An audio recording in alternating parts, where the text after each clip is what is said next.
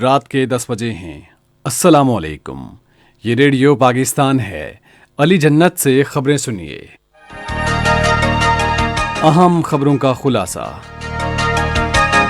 وزیر اعظم ترک قیادت سے علاقائی اور بین الاقوامی امور پر تبادلہ خیال کے لیے ترکی کے 3 روزہ سرکاری دورے پر انقرہ پہنچ گئے ہیں۔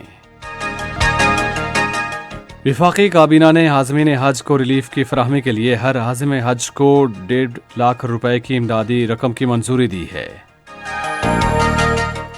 بحریہ کے سربراہ نے اس عزم کا اعادہ کیا ہے کہ پاک بحریہ میں اپنے اثاثوں کا تحفظ یقینی بنانے کے لیے فعال حفاظتی کلچر پر عمل کیا جاتا ہے۔ اور پاک فوج نے چولستان کے خشک سالی سے متاثرہ لوگوں کے لیے انہیں طبی اور امدادی سہولیات کی فراہمی کے لیے امدادی کیمپ قائم کیے ہیں۔ اور اب خبریں تفصیل کے ساتھ۔ وزیر اعظم محمد شہباز شریف ترکی کے 3 روزہ سرکاری دورے پر اعلیٰ سطح کے وفد کے ہمراہ انقرہ پہنچ گئے ہیں۔ ترکی کے وزیر دفاع ہلوسی آکار اور دیگر اعلیٰ حکام نے ہوائی اڈے پر وزیر اعظم اور ان کے وفد کو خوش آمدید کہا۔ وزیر اعظم کو ترکی کے مسلح افواج کے چاق و چوبند دستے نے گارڈ آف آنر پیش کیا۔ دورے کے دوران وزیر اعظم صدر رجب طیب اردوان کے ساتھ علیحدگی میں ملاقات کریں گے، جس کے بعد وفود کی سطح پر مذاکرات ہوں گے۔ دونوں رہنما علاقائی اور بین الاقوامی امور سمیت 2 طرفہ تعلقات کے تمام پہلوؤں پر تبادلہ خیال کریں گے۔ وزیر اعظم پاکستان ترکی بزنس کونسل فورم میں شرکت کریں گے، جہاں ترکی کے نمایاں کاروباری افراد اور مختلف شعبوں میں ممکنہ سرمایہ کاروں سے ملاقاتیں بھی کریں گے۔ وفاقی کابینہ نے تحریک انصاف کا لانگ مارچ مسترد کرنے پر قوم کو مبارکباد دی ہے اور قانون نافذ کرنے والے اداروں کو اپنے فرائض بخوبی سر انجام دینے پر سراہا ہے۔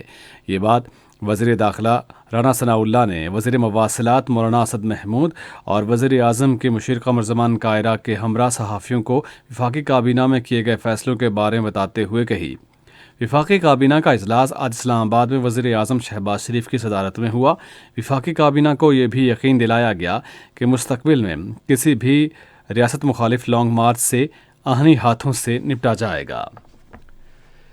وفاقی کابینہ نے عازمین حج کو ریلیف کی فراہمی کے لیے ہر عازم کو 1.5 لاکھ روپے فراہم کرنے کی منظوری دی ہے۔ اس بات کا اعلان مذہبی امور اور بین المذاہب ہم آہنگی کے وزیر مفتی عبدالشکور نے آج سپہر اسلام آباد میں میڈیا سے گفتگو کرتے ہوئے کیا۔ انہوں نے کہا کہ حج اخراجات 8 لاکھ روپے سے زائد تھے اور اب یہ اخراجات تقریباً 7 لاکھ روپے ہوں گے۔ منصوبہ بندی کے وزیر احسن اقبال نے سرکاری شعبے کے ترقیاتی پروگرام کے تحت تمام جاری منصوبے جلد از جلد مکمل کرنے کی ہدایت کی ہے۔ آج اسلام آباد میں ایک جائزہ اجلاس کی صدارت کرتے ہوئے انہوں نے کہا کہ اگلے بجٹ میں اہم قومی منصوبوں کو ترجیح دی جائے گی۔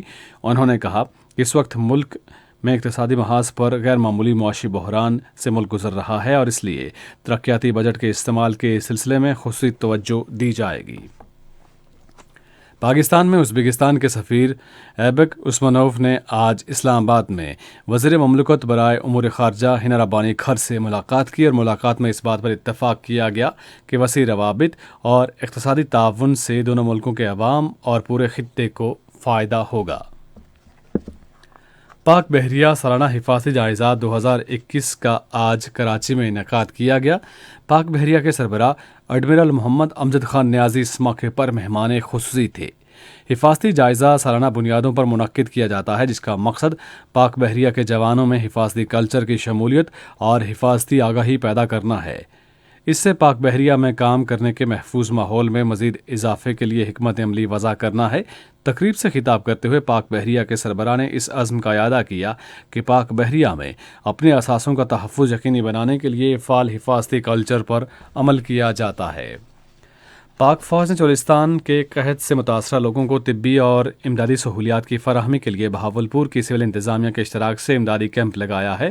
بہاولپور کور کے ترجمان کے مطابق چولستان کے چنان پیر کے علاقے میں لگائے گئے فری طبی اور خشک سالی سے متاثرہ افراد کے امدادی کیمپ میں 42 بستروں پر مشتمل ہیٹ سٹروک سینٹر بھی قائم کیا گیا ہے۔